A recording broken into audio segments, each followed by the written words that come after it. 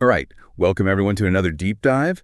Today we're taking a look at some excerpts titled, "What Does Philosophy Teach About How to Live?" That's a really big question. Huge. Yeah. I mean, it's something we all think about all the time. All the time. What does it mean to live a good life? Yeah. So hopefully by the end of this, we'll have some kind of idea, at least some kind of direction. I think that's possible, yeah.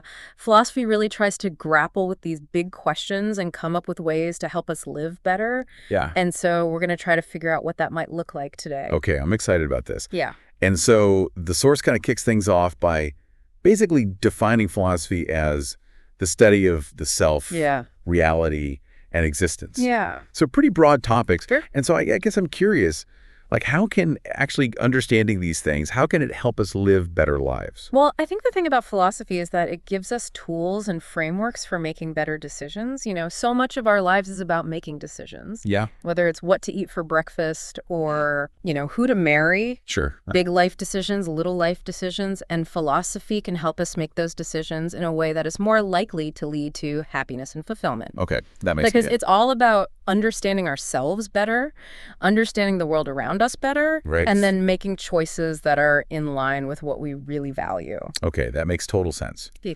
So the force dives into this idea of slowing down Yeah, and syncing with nature's pace, so I'm already overwhelmed. I know, right? This is like the opposite of what I feel like my life is like. Sure, yeah, totally. I mean, who has time for that? No, I mean, exactly. Like I've got my to-do list, my calendar, my kids' schedules. Right. So It seems impossible. it does seem impossible. Mm-hmm. So like, where do we even begin to slow down and Right. like find that connection with nature?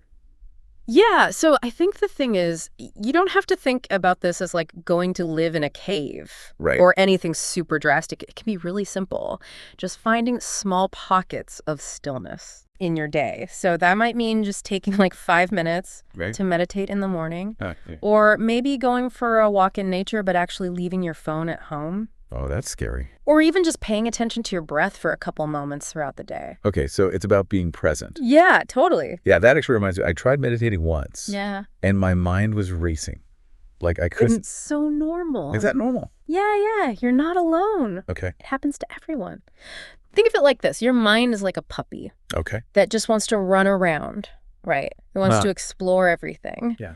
And the key with meditation is to just gently guide it back Okay. to your breath, to the present moment, and to do that without judgment. Okay, that's a really good analogy. Yeah. I like that.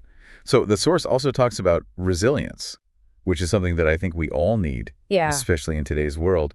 And it even says, and I'm quoting here, human struggle is real.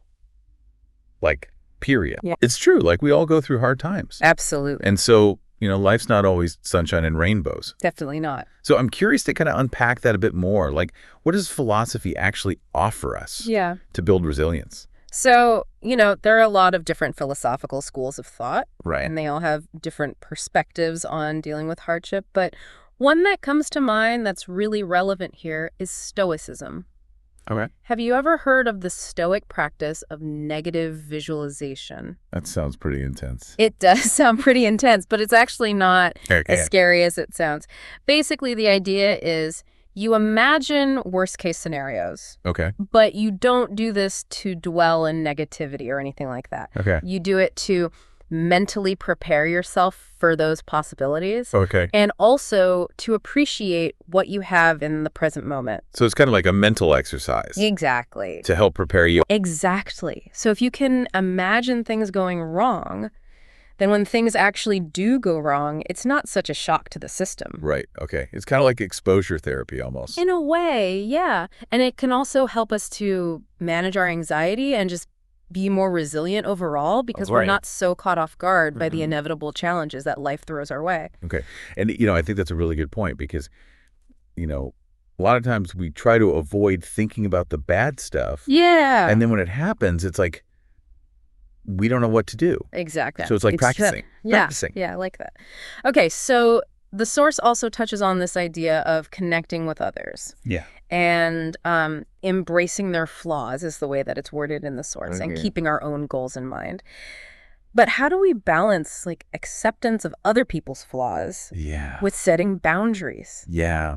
Okay. Because I really struggle with that. Like, Yeah. where is the line? It's a really important question, and it's definitely a balancing act. Right. I think one way to think about it is this. Imagine you have a friend who's always late, Okay. Yeah. right? You can accept that this is part of who they are. You can accept that flaw. Right. But you can also set a boundary. So you could say, hey, I really value your time, but I'm going to have to leave after 15 minutes if you're not here. Right. And it's about communicating your needs Right. while still respecting their individuality. It's not about changing them. Right. It's about finding a way to coexist Right. that works for both of you. Right. That makes a lot of sense. It's about being compassionate, Yeah. but also being firm. Absolutely. Yeah. Okay, I like that. Okay, so moving on, the source also talks about this idea of gathering things that money can't buy. Yeah. And immediately when I read that, I was like, oh, this is things like love, Yeah, for sure. experiences, knowledge, Absolutely. things that really enrich our lives. Totally. And I think this goes back to that idea of the self, right? Yeah. Like when we understand ourselves better. We can start to figure out what really matters to us, and then we can focus on cultivating those things in our lives that bring us true fulfillment. And that's what this is about. It's about, things that transcend just material possession. Right, yeah. Like those things bring happiness, but they're very fleeting. Totally, yeah. And so I think what we're talking about here is like things that are more lasting, Yeah, for sure. that really enrich your life and those around you. Exactly. Yeah, like that. Okay, so now the source gets into embracing the present moment, which I think is like super relevant Yeah. to where we are there, right? Like with all the mindfulness trends and everything. Totally. But like, honestly, how do we actually do that when we're like bombarded with distractions all the time? It's so hard. Yeah. Right? And it takes a lot of practice, but one thing you can try to do is to just start small. Okay. Like when you're eating, just try to actually savor each bite. Okay. Or when you're walking down the street, just notice the sensations of your feet on the ground. Just really simple things like that. Okay. Just try to bring your awareness to whatever you're doing in the present moment. Yeah, okay. I like that. Making the ordinary extraordinary. Yeah, exactly. Let's say. Yeah, I like that. Okay, so this next part, I'm really curious about this. Okay. The source talks about redefining success. Yeah. Like, what does that even mean? So I think what it's getting at is this idea that Yeah. we're often bombarded with all these societal definitions of success, right? Totally. Like, you have to have this much money. You have to have this kind of job, this kind of house. And I think what this is saying is, like, take a step back from all of that. Right. And ask yourself, what actually matters to me? Okay. What do I value? Like, what kind of life do I want to live? Right. And once you figure out what your values are, then you can start to align your goals and your actions with those values. Yeah. And that's what redefining success is all about. It's about creating your own personal definition of success that is actually authentic to you. I love that, yeah. So it's about creating your own definition of success. Yeah. That's authentic to you and your values. Exactly. I love that. So the source also talks about honoring duties without being fixated on the outcome. Yeah. That's a hard one for Well, us. it is, yeah. It's easy to get caught up in the results, right? Totally, yeah. Like, what am I getting out of this? Yeah. It's, And like, did I succeed? yeah. So how do we even like begin to even shift our mindset to Yeah. like not being so results oriented? Yeah, it's definitely a shift, but one way to think about it is like this. Imagine you're helping a friend move, Okay. right? The point of helping them move shouldn't be to, like, get it done as quickly as possible. Right. Right? It should be to be there for your friend and support them. Right. So it's about finding meaning in the act of helping itself, regardless of what the outcome is. Yeah. And whether it takes 2 hours or 5 hours, it doesn't really matter. Right. It's about Being present. being present, yeah. Yeah. Showing up for your friend. And I think that applies to so many different areas of life. It's Yeah. about focusing on the process, Right. on the journey, rather than just the destination. Totally, yeah. Shifting from the outcome to the intention. Exactly. Yeah, I like that a lot. Okay, so the source ends.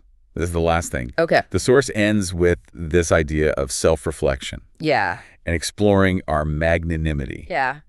So to be honest with you, I don't really know what magnanimity means. So magnanimity basically means greatness of spirit. Okay. It's about being courageous, just generous, really striving to be the best version of yourself. Okay. And I think self-reflection is so important for this because, if we want to live a magnanimous life, we have to know ourselves. Right. We have to understand our strengths and our weaknesses, our values, our motivations, and self-reflection, whether it's through journaling, meditation, quiet contemplation, whatever works for you, is all about getting to know ourselves better so that we can act in alignment with those values. So it's essential for personal growth. Oh, yeah. And living a magnanimous life. Exactly. Yeah. Okay. I love that. Yeah. Wow. This deep dive has given me a lot to think about. Me too. I feel like philosophy really does give us some sort of map for how to navigate totally. all the complexities of life. It's like a roadmap. Yeah. But the path is up to us. Exactly. I like that. Well, the source ends with this idea of, if you could live an experience many times in your imagination, what would it be? Oh, that's a good one.